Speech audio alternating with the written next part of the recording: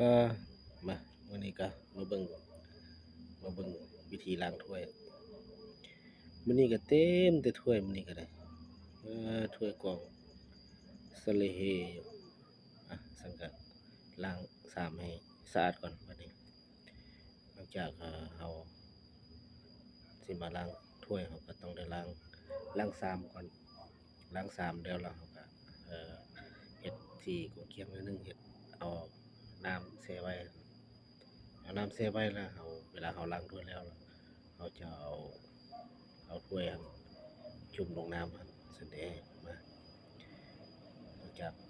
ก็รอท่าแป๊บหนึงรอท่าให้น้ำเครื่องสามเกือบเต็มชามพุ่นน่ะเอาตั้งไว้แล้วก็มาเริ่มล้างถ้วยได้บัดนี้เราสิเฮ็ดเอาไปไว้หน่อยหนึงบัดนี้เนาะเฮ็ดเริ่มมือลงมือไวๆแล้วบัดนี้ปั๊บๆๆๆซั่นนะล้างถ้วย ลองมาเปลี่ยนอาชีพดูกันเบิ่งว่าวิธีล้างถ้วยนี้มันก็เป็นอาชีพอีกอาชีพหนึงที่ว่าอยู่ในครอบครัวเนี่ยมีจานไม้ใบไม้เด้ใบใหญ่เก่าๆว่าดอกถูไวๆได้เลยถูไวๆแล้วก็น้ำล้างนิดนึงถูเบิ่งกันเบิ่งนี่แล้วก็จุ่มลงสามเสร็จแล้วเราก็มาเริ่มล้างต่ออีกเอาตั้งมานั่งเลยบัดนี้ตั้งมานั่งล้างครั้งนี้เลย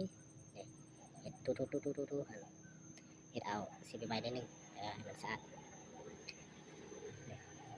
ถ้วยนี้ก็มีหลายเนาะถ้วยนี้แต่ว่าเวลากินนั้นหลายคนแต่ว่าเวลาล้างเอาผู้เดียวซะนะ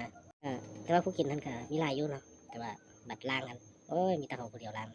เอาล้างอย่าจมหลายล้างลงไปล้างแล้วก็แล้ว